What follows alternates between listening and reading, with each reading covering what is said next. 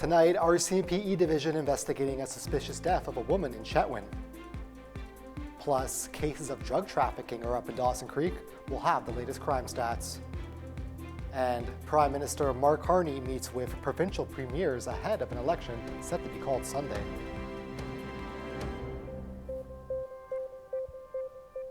Good evening and thank you for joining us. I'm Jeff Cunha filling in for Michael Popov on this Friday night. We begin with our CMP division now investigating the circumstances surrounding the death of a woman in Chetwynd. Details are sparse and information regarding the age or identity of the woman has not been released. However, our CMP say that they were called to the home after EHS and the Chetwynd Fire Department responded to a call about a person in medical distress. When police arrived at the scene, they confirmed that the adult woman was deceased.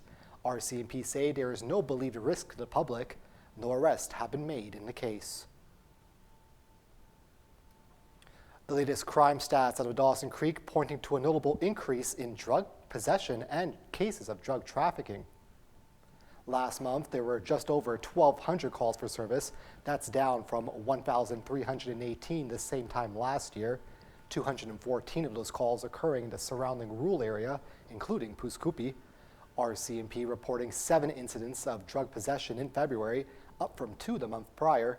However, Staff Sergeant Scott Hughes did warn the number would rise due to changing provincial decriminalization laws. Impaired driving cases also doubled with 28 last month. But on a good note, there was no break and enters to businesses reported, and vehicle thefts dropped to 14 in his report. Hughes adds that property crime and mental health related issues remain the majority of calls for service. Assistant files continue to take up most of the detachment's day-to-day resources.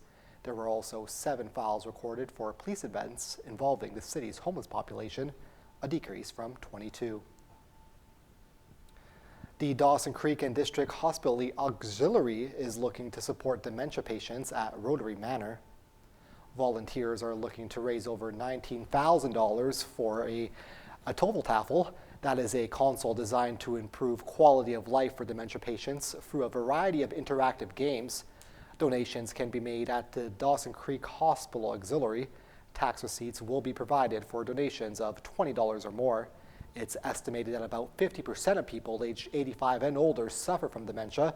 Nearly 78,000 people across British Columbia are living with some form of the incurable disease that affects memory, language, and thinking abilities. And Prime Minister Mark Carney hosted premiers from across the country with a goal of reducing interprovincial trade barriers.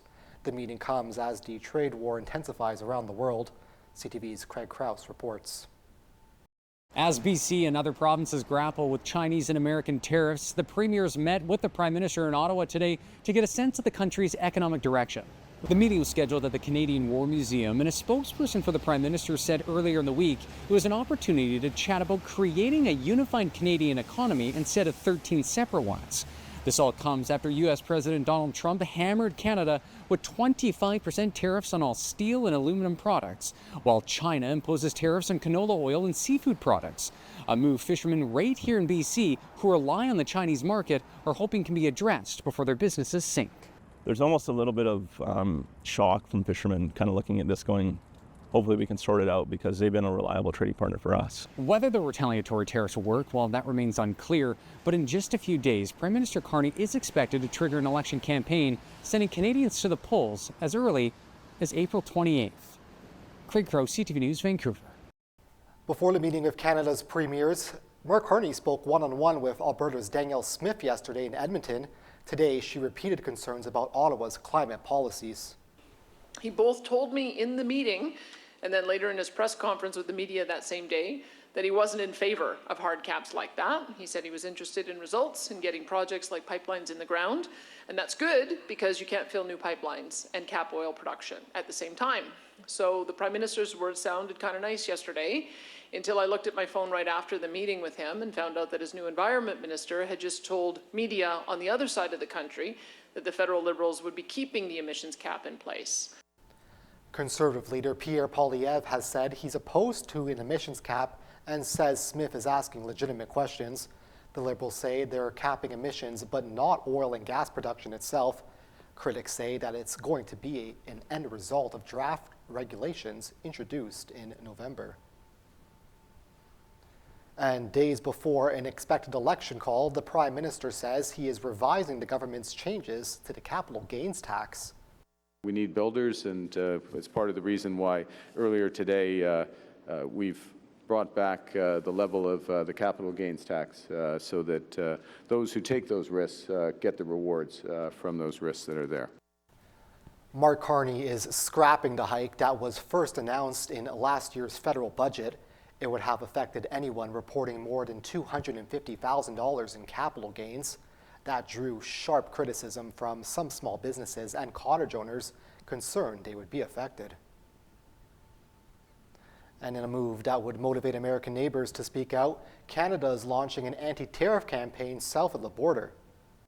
Send the message that you don't want these tariffs because nobody will win in this approach coming out from the White House. Billboards are being put up in 12 so-called red states. Speaking with CNN today, Foreign Affairs Minister Melanie Joly says Canada has a message for Americans, alerting them to how they'll be negatively impacted by the growing trade war. Donald Trump spoke about trade tensions with Canada today and appeared to take credit for shifting political landscape ahead of the Canadian election. Take a listen. Just a little while ago, before I got involved and totally changed the election, which I don't care about, probably it's to our advantage actually. Canada, they're very tough traders too. I want to just tell you, of all the people, they're tough traders. They trade very tough. And you know, the expression I use is, some people don't have the cards. On social media, Trump called April 2nd Liberation Day. That's when the U.S. levels a global tariff on trading partners, including Canada. And after a week spent searching for a lifeline, Hudson's Bay says it has found a way to keep half a dozen stores open for now. But the 16 in BC didn't make the cut. CTV's Shang Lifong has the latest. A Canadian icon, the oldest company in North America, Hudson's Bay will be reduced to just 6 stores. In my opinion, I think it's a terrible day. It's a terrible day for the Bay, a terrible day for the employees. We're getting calls that they're very upset and distressed about their futures. I think it's a bad day for Canada, frankly.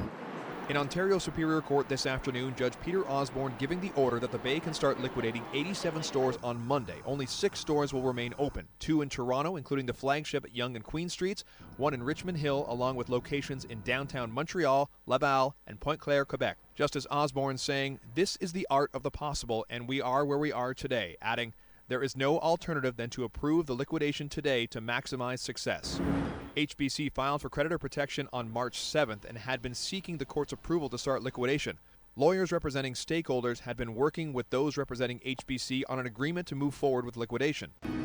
Word of a possible liquidation has sent shoppers flocking to Bay stores, leaving many shelves empty.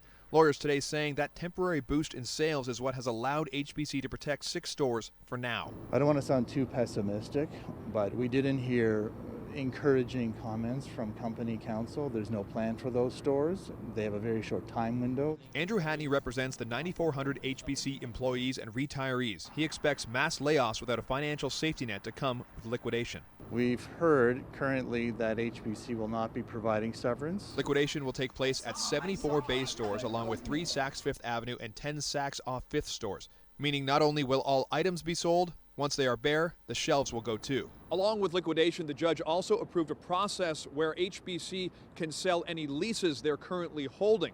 Also, they approved a process for selling the company if a bidder comes along. Liquidation will be complete by June 15th. Some flights have resumed at London's Heathrow Airport after a fire shut down the busiest runways in Europe. CTV's Adrian Goldbril has more on the delays spreading across Canada and around the world. A ball of fire shoots through the night sky nearby London's Heathrow Airport.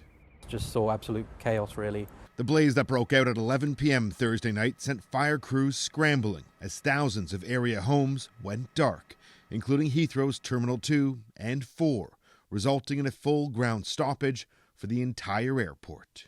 The fire involved a transformer comprising of 25,000 litres of cooling oil fully alight.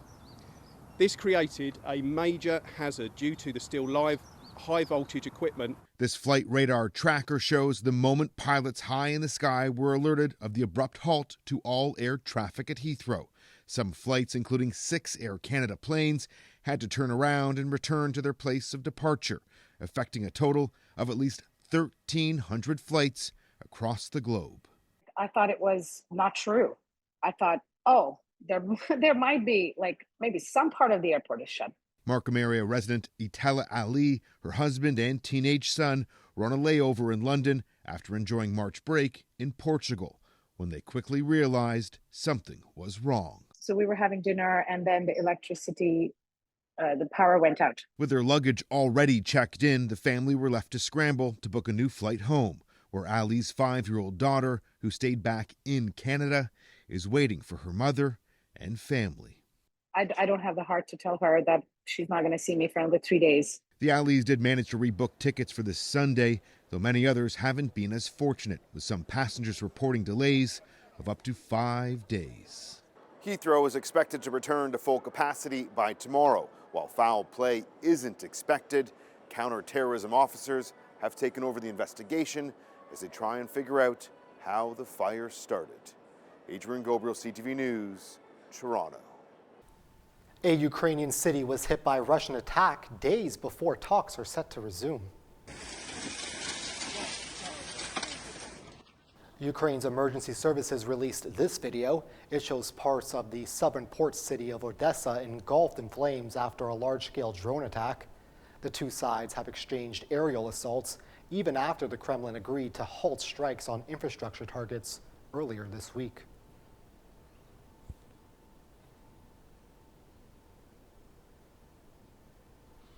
As people around the world send well wishes to Pope Francis, a trumpet player showed his support for the pontiff in his own way.